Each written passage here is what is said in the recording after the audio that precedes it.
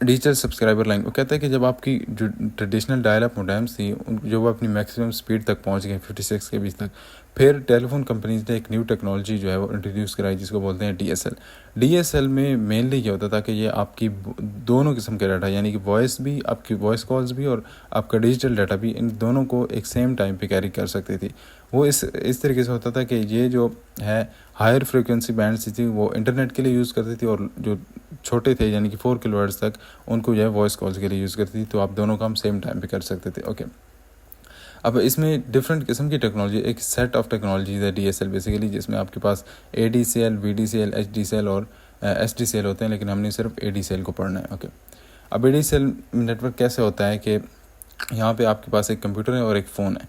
Okay, और आपका जो कंप्यूटर है वो, उसके लिए आपको एक एडीसीएल मोडेम चाहिए कि ये ए से मुराद है asynchronous digital subscriber line. Okay, तो आपका कंप्यूटर एक मोडेम से कनेक्ट होगा, फिर आपकी वॉइस और डाटा जो है, यानी कि आपका फ़ोन और आपका कंप्यूटर दोनों एक ही लोकल लूप से आपके डी स्लैम से या digital subscriber line access multiplexing okay, multiplexer या मल्टीप्लेक्सिंग, इससे कनेक्टेड होते हैं। मतलब एक ही लोकल लूप से, यहाँ पे सिर्फ एक स्प्लिटर लगा होता है जो इसलिए यूज़ होता है कि वो देखता है कि आपका डाटा जो है वो भेजना है या डाटा रिसीव करना है या वॉइस रिसीव करना है या भेजनी है, ये काम। अच्छा, एक point two point wide area network होता है। आपका जो डी स्लैम है ये दो चीज़ों से कनेक्टेड होता है, एक टेलीफोन नेटवर्क से जो कि आप वॉइस के लिए यूज़ करते हो, और एक इंटरनेट से, एक राउटर के थ्रू या इंटरनेट गेटवे जिसको IGW भी बोलते हैं, इंटरनेट से कनेक्ट। मतलब कि सिंपल वर्ड्स में आपको दोनों एक टाइम पे दो चीज़ें मिल रही हैं, यानी कि इंटरनेट भी और वॉइस कॉल सर्विस भी।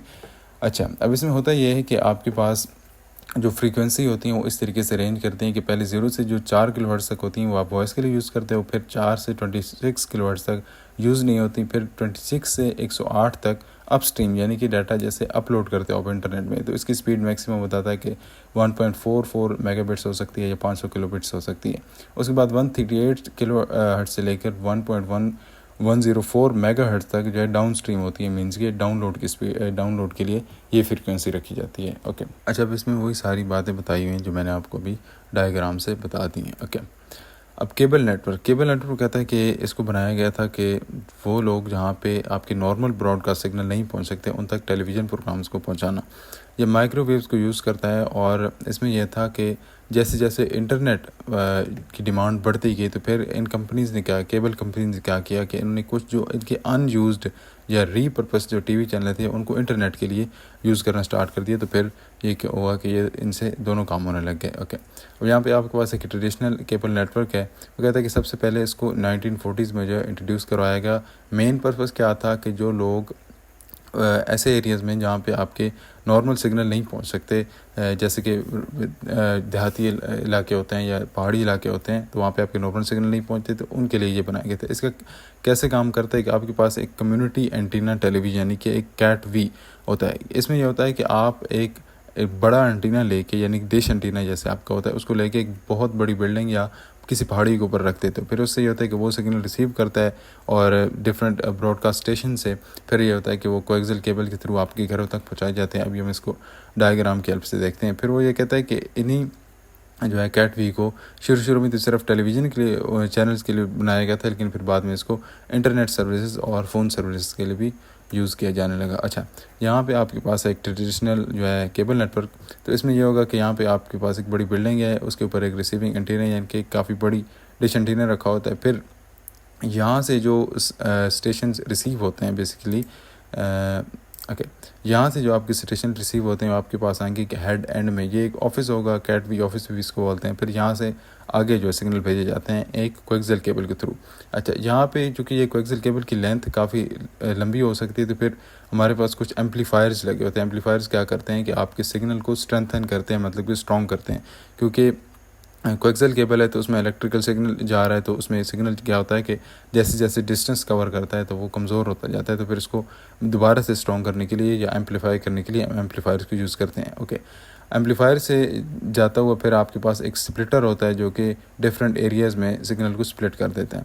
फिर at the end of the day यहाँ पे आपके पास एक टैप लगा होता है जिससे आपका घर जो है या घर का रिसीवर जो है कनेक्टेड होता है, तो यहाँ पे आपको सिग्नल रिसीव हो जाता है। ये एक यूनी डायरेक्शनल नेटवर्क है या यूनी डायरेक्शनल सिस्टम है, मतलब इसमें आप डाटा वापस नहीं भेज सकते, सिर्फ रिसीव कर सकते हो। और ये है कि आपका जो एक नॉर्मल कैट वी होता है उसमें आपके पास 35 एम्पलीफायर्स होते हैं। अच्छा, अब इसका एक एडवांस वर्जन होता है जिसको बोलते हैं हाइब्रिड फाइबर कोएक्सियल। इसमें दो टाइप की केबल यूज़ होती हैं, मतलब कि ऑप्टिकल फाइबर भी यूज़ होती है और कोएक्सियल केबल भी यूज़ होती है। और इसका जो है मेन फ़ायदा ये होता है कि अगर आपके घर में पहले से कोएक्सियल केबल जो है कनेक्टेड थी तो उनको भी आप यूज़ कर सकते हो। तो इससे होता है कि आपका स्पीड के साथ साथ आपको कॉस्ट इफ़ेक्टिव भी पड़ता है। अब इसमें यह होता है कि आपके पास एक RCH होता है जिसको रीजनल हेड केबल हेड बोलते हैं, और यहाँ इसी बिल्डिंग के ऊपर आपका जो एंटेना है वो रखा जाता है। अच्छा, अब एक RCH वो अप टू 4000 सब्सक्राइबर, मतलब कि 4 लाख लोगों तक जो है सिग्नल पहुंचा सकता है। और हर RCH जो है तकरीबन 10 समझ लें कि डिस्ट्रीब्यूशन हब्स उसके साथ कनेक्टेड होते हैं, और हर डिस्ट्रीब्यूशन हब जो है वो 40,000 सब्सक्राइबर या 40,000 लोगों तक सिग्नल पहुंचा सकता है। हाई बैंडविड्थ फाइबर यूज़ की जाती है, बाई डायरेक्शनल होती है। बाई डायरेक्शनल एम्पलीफायर इसमें लगाए जाते हैं। बाई डायरेक्शनल मतलब ये है कि आप चूँकि इंटरनेट के लिए भी यूज़ करते हो तो फिर इंटरनेट के लिए ज़ाहिर सी बात है हम डाटा अपलोड भी करना होता है, डाउनलोड भी करना होता है, तो फिर बाई डायरेक्शनल हमें सिस्टम चाहिए होता है। अच्छा, स्विच क्या करता है कि डिफरेंट जो है फाइबर नोड्स की तरफ आपके सिग्नल को डिस्ट्रीब्यूट करता है, तकसीम करता है। उसके बाद ये जो फाइबर नोड है इससे आगे आपकी कोएक्सियल केबल जो आपकी पिछले सिस्टम में लगी थी ना, उसी को आप यूज़ करते हो, तो फिर आपके घर उसी तरीके से टैप से कनेक्टेड होते हैं। तो यहाँ पे ये है कि वही कोएक्सियल केबल भी आप यूज़ कर रहे हो, दोबारा से आपको सिस्टम भी सारा जो है नए सिरे से नहीं लगाना पड़ा, तो ये इस तरीके से कॉस्ट इफेक्टिव भी पड़ती है। ओके। अच्छा, वो कहता है कि आपकी केबल कंपनीज़ और टेलीफोन कंपनीज आपस में मुकाबला है इनका कि कौन ज़्यादा तेज़ स्पीड इंटरनेट प्रोवाइड कर सकता है। तो जो आपकी केबल कंपनीज हैं वो कोएक्सियल केबल या हाइब्रिड फाइबर कोएक्सियल को यूज़ करती हैं, जबकि आपको जो टेलीफोन कंपनीज हैं वो DSL सर्विस को यूज़ करती हैं। अब होता यह है कि आपके DSL जो है वो आपको तेज़ इंटरनेट तो प्रोवाइड करवा सकती है, लेकिन उसमें यह चूँकि वो अनशील्डेड ट्विस्टेड पेयर केबल को यूज़ करती है तो फिर उसमें इंटरफेरेंस और नॉइज़ वगैरह का जो इशू है ज़्यादा हो सकता है। जबकि आपकी जो केबल कंपनीज़ हैं वो ज़्यादा बेटर परफॉर्मेंस दे सकते हैं, क्योंकि वो फाइबर ऑप्टिक को यूज़ करती हैं, कोएक्सियल केबल जिनमें नॉइस वगैरह ये सारी इश्यूज़ हैं वो कम होते हैं। अब इसमें ये डिवीज़न बताइए कि कौन कौन सी फ्रिक्वेंसी किस मकसद के लिए यूज़ की जाती है। तो 5 से 42 मेगाहर्ट्ज़ जो है वो डाटा अपस्ट्रीम यानी कि डाटा अपलोड करने के लिए यूज़ की जाती है। फिर 54 से 550 वीडियो बैंड मीन्स कि आपके जो TV चैनल्स हैं उनके लिए यूज़ की जाती है, और 550 से 750 तक जो है डाटा डाउनस्ट्रीम या डाटा डाउनलोड के लिए यूज़ की जाती है। अब ये कहता है कि हर जो TV चैनल है वो 6 मेगाहर्ट्ज़ की फ्रीक्वेंसी यूज़ करता है। तो आपका इस फॉर एग्जांपल 480 मेगाहर्ट्ज़ में आपके 80 TV चैनल जो है आ जाते हैं। ओके। अब यहाँ पे एक लास्ट चीज़ है जिसको बोलते हैं CMTS यानी कि केबल मोडेम ट्रांसमिशन सिस्टम। इसमें यह होता है कि आप के पास एक सेंट्रल ऑफिस होगा और आपके पास एक कस्टमर प्रेमिसेस होगा या कस्टमर साइड होगी।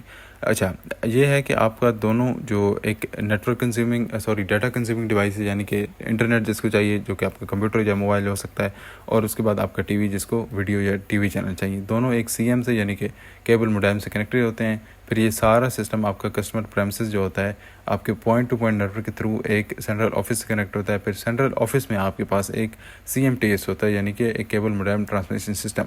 इसमें 2 चीज़ें होती हैं। ये एक तो वीडियो चैनल जहाँ से आ रहे थे उस सिस्टम से कनेक्टेड होता है, फिर आपके एक सर्वर से कनेक्टेड होगा जो कि इंटरनेट के लिए आप यूज़ करते हो, और फिर ये आपका सर्वर एक राउटर के थ्रू आपके इंटरनेट से कनेक्टेड होगा। तो फिर इससे ये आपके दोनों काम होते हैं, यानी कि TV चैनल भी आपको मिलते हैं और आपको इंटरनेट भी मिल जाता है। ये फ़ाइल आपको डिस्क्रिप्शन में मिल जाएगी, और अगर कोई चीज़ समझ ना आए तो लाजमी पूछा करें।